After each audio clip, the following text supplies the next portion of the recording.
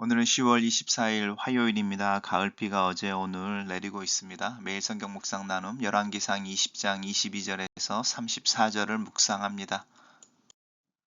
본문을 읽습니다. 그 선지자가 이스라엘 왕에게 나와 이르되 왕은 가서 힘을 기르고 왕께서 행할 일을 알고 준비하소서. 해가 바뀌면 아람 왕이 왕을 치러 오리이다 하니라. 아람 왕의 신하들이 왕께 이르되 그들의 신은 산의 신이므로 그들이 우리보다 강하였거니와 우리가 만일 평지에서 그들과 싸우면 반드시 그들보다 강할지라.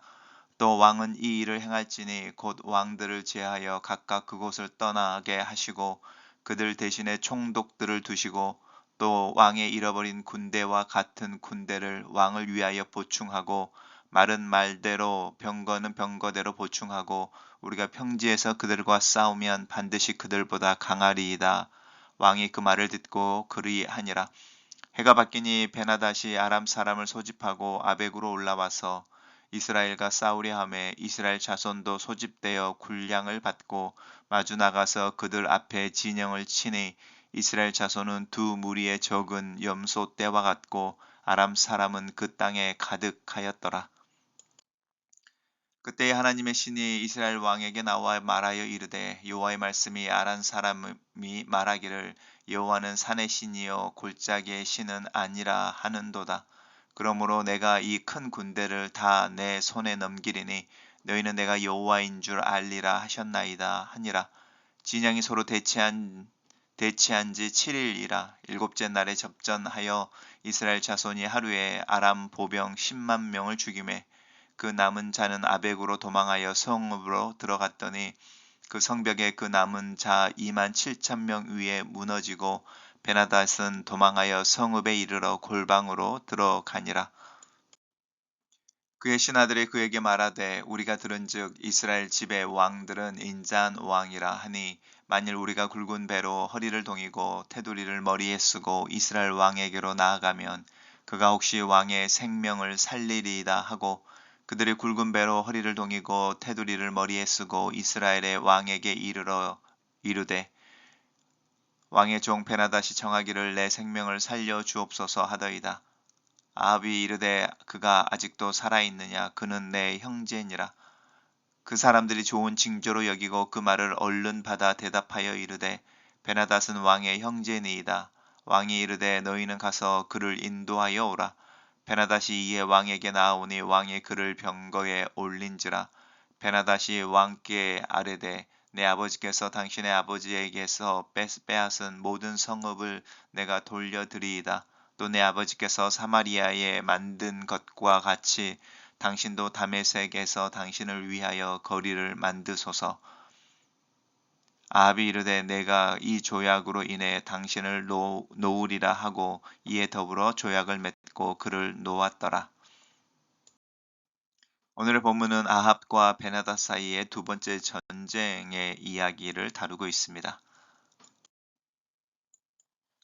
그 선지자입니다. 그 첫 번째 베나닷이 이스라엘을 침공했을 때에 아합에게 나와서 하나님의 말씀을 대언했던 한 선지자, 무명의 선지자가 있었는데 그때는 한 선지자가 이렇게 이야기하더니 오늘은 그 선지자가 그래서 동일한 사람임을 암시하고 있습니다.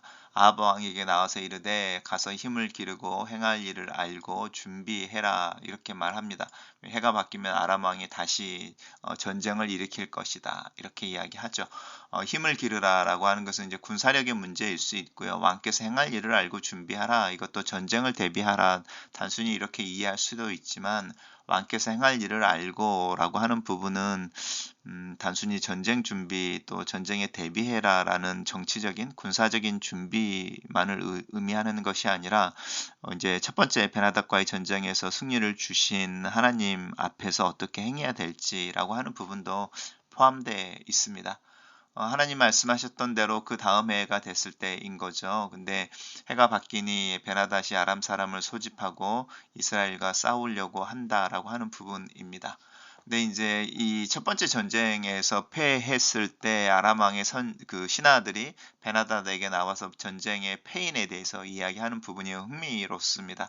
이스라엘의 신이 한 산의 신이어서 우리들보다 강해서 우리가 산에서 싸웠기 때문에 진 것이다. 평지에서 싸우면, 왜냐하면 바알이라고 하는 신은 농경의 신이고 평야의 신이어서 우리가 평야에서 싸우면 바알이 우리를 도와줄 것이다 라고 이야기하는 것이죠. 전형적인 고대 사람들의 세계관을 보여주고 있습니다. 전쟁은 신들의 전쟁이며 그 전쟁에 이긴 신이 더 강한 신이다, 이렇게 이야기하고 있는데, 그래서 이제 조언을 하는 것이죠. 첫 번째가 어제 우리 묵상했을 때 아람 왕과 함께 전쟁에 참여했던 30여 명의 왕들이 있었다, 이렇게 말하는 거죠. 블레셋이라고 하는 민족 자체가 부족 국가였고 최소한 5개의 도시 국가의 연합체로 형성이 되어져 있어서 부족장들인 거죠. 왕들을 제거하고 이야기는 강력한 중앙 집권 정부 국가를 만들고 그 다음에 이제 군대를 다시 보충하라는 것이죠. 중앙의 상비병의 형태로 강력한 군대를 만들고 말과 병거를 준비한 다음에 우리의 신이 우리를 도울 수 있는 평지에서 그들과 싸우자라고 전략을 내어놓습니다. 그리고 그대로 이 아람 왕이 그 다음 해에 전쟁을 하는 것이고요. 이스라엘도 이제 전쟁을 하러 나아가는데 아합이 그 선지자가 말한 대로 준비했다라는 표현이 어디에서 나오냐면 이 군량을 받는다라는 데서 나옵니다. 군량이라고 하는 것은 갑자기 모이는 것이 아니고 비축해 놓는 것이고, 그래서 아합이 행할 일을 알고 잘 준비하는 것에 대해서 이야기할 때 준비했다라고 하는 것입니다. 아합이 종교적으로 어땠는지는 잘 말하고 있지 않지만 이 군량을 준비했다라고 하는 부분 속에서 이 1년이라고 하는 기간만큼은 아합이 하나님 앞에서 겸손하지 않았을까? 뭐 이렇게 생각해 볼 수도 있습니다. 아합의 군대들 염소떼와 같았고 아람 사람들은 땅에 가득했다라고 말하면서 이 전략 전에 이 군사력에서의 차이를 암시하고 있습니다. 자, 그때라고 하는 이제 아합이 베냐닷을 맞서서 이제 전쟁을 하려고 할 때에 이제 그때 하나님의 사람은 그 선지자겠죠. 나와서 하나님의 말씀을 다시 아합에게 전해 줍니다. 하나님의 말씀은 아람 사람들이 나를 산의 신, 골짜기의 신은 아니다라고 하는데 나는 산의 신이면서 골짜기의 신인 것, 내가 여호와인 것을이라고 단순히 하나님이 아니라 여호와인 것을 알게 하겠다라고 하는 부분입니다. 그래서 하나님이 누구이신지를 드러내겠다. 그것을 위해서 이스라엘이 승리하게 되는 것이죠.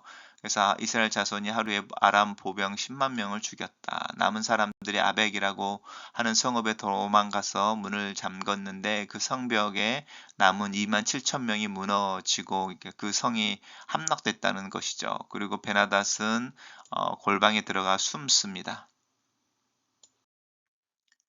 베나닷의 신하들이 베나닷에게 나오는 거죠. 이스라엘 집의 왕들은 인자한 왕이다. 이 인자한다는 표현이 우리가 이해하는 인자하다는 표현인 건지 아니면 이익에 민감하다 이런 뜻인 건지는 우리가 퀘션을 던져볼 필요가 있습니다. 하지만 이 신하들, 베나닷의 신하들이 이야기하는 모습을 보십시오. 이스라엘의 왕들은 인자한 왕이다. 베나닷을 안심시키는 것이고 이제 항복하자는 거죠. 화친을 하자라고 하는 부분입니다. 그래서 이제 굵은 배로 허리를 동이고 테두리에 머리를 쓰고라고 하는 부분, 자신들을 낮추고 그리고 나서 이제 생명을 살려주십시오. 베나닷이 아합 왕에게 이제 항복한다는 뜻이죠. 그렇게 이야기합니다.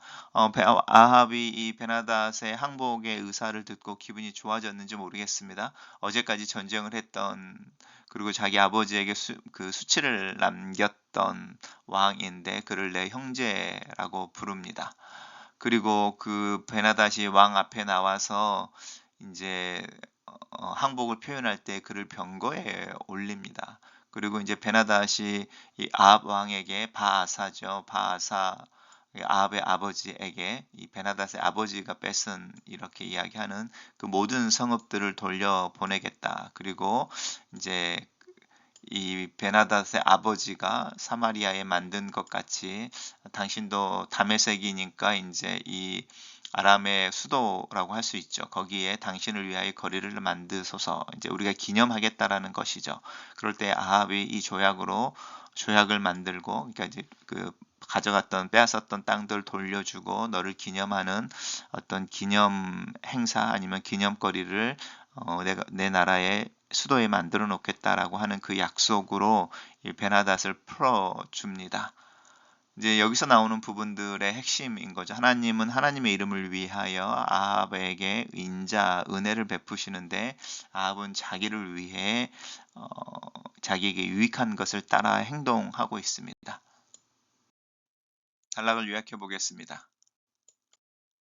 첫 번째 전쟁에서 패하여 도망한 베나닷은 그 다음 해에 이스라엘을 다시 침략해오고 그 사이에 하나님의 선지자의 말을 따라 전쟁을 준비한 아합은 하나님의 말씀을 따라 베나닷을 맞서 싸워 이긴다. 이렇게 정리해 봤습니다.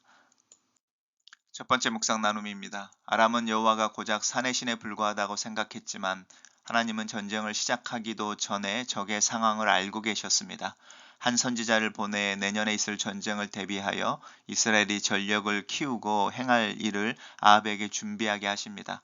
하나님이 누구이신지 먼저 알고 순종해야 하는 것은 아람이 아니라 이스라엘이기 때문입니다. 지금도 말씀에 대한 순종과 신뢰가 영적 전투의 가장 중요한 준비입니다. 하나님의 말씀하신 대로 아람 군대가 평지인 아벡을 침공합니다. 연합군으로 단단히 준비하고 몰려온 아람 군대 앞에서 이스라엘은 염소떼 같이 보일 뿐입니다. 하지만 이스라엘의 여호와 하나님이 참 신임을 아람과 이방 나라에 드러내기로 결정하셨기에 이 전쟁에서 이스라엘 군대의 군사력은 그렇게 중요하지 않습니다. 하나님의 초자연적인 개입으로 아람의 10만 보병이 죽고 여리고성을 떠오르게 하듯 일곱째 날에 아벡의 성벽이 무너져 나머지도 죽습니다. 아람 군대는 이스라엘을 얕본 것이 아니라 하나님을 얕본 것입니다. 하나님은 산과 평지가 아닌 하늘과 땅을 지으신 창조주이심을 기억해야겠습니다. 첫 번째 전쟁에서 피한 아람 왕 베나닷은 평지에서 싸우면 이길 수 있다는 생각으로 다음에 군대를 재조직하는 것을 봅니다. 자기 욕망을 채우기 위해 끊임없이 명분을 다시 만들어냅니다. 군대를 동원하고 약자를 희생시키는 일을 반복하면서도 자신의 탐욕을 채우는 그 엔진을 멈추지 않습니다. 반복된 실수는 실수가 아닙니다. 자기 중심적인 태도를 직면하고 과감히 탈피해야 하는 교만이며 죄일 수 있습니다. 베나닷은 골방에 숨어 있다가 아합 왕에게 생명을 구걸합니다. 아합은 그를 형제로 여기며 명예를 회복하게 해줍니다. 관대하게 평화 조약을 맺습니다. 이스라엘의 하나님께 묻지 않고 이방 나라와 조약을 맺는 것은 하나님을 만휼히 여기는 것입니다. 승리를 주신 전쟁의 주관자는 하나님이신데 하나님께 돌릴 영광을 훔쳐 자기의 통제 아래 두려는 허영심입니다. 우리도 하나님이 하신 일을 기억해야 조그만 성취에 우쭐하거나 간교한 찬사에 흔들리지 않을 수 있습니다. 글로 쓰는 기도입니다. 살아계신 하나님, 하나님의 말씀 속에서 그리스도 예수 안에서 나에게 주어진 하나님의 약속을 발견합니다. 그 약속이 나에게 축복이며 은혜임을 믿고 감사를 드립니다. 하나님의 뜻을 구하고 하나님과 동행하는 하루하루를 위해 기도합니다. 하나님을 찾는 내 마음이 내가 얻는 유익에만 있지 않게 도와주시옵소서. 하나님으로부터 오는 유익에만 초점을 맞추는 것이 아니라 하나님 자신의 초점을 맞출 수 있도록 내 마음과 또 내 믿음을, 내 마음의 욕망과 바람을 조율하여 주시옵소서. 하나님 앞에 겸손하며 하나님의 음성을 들으며 하나님을 더 알기 위해 노력하는 하루가 되기를 예수님의 이름으로 기도합니다. 아멘.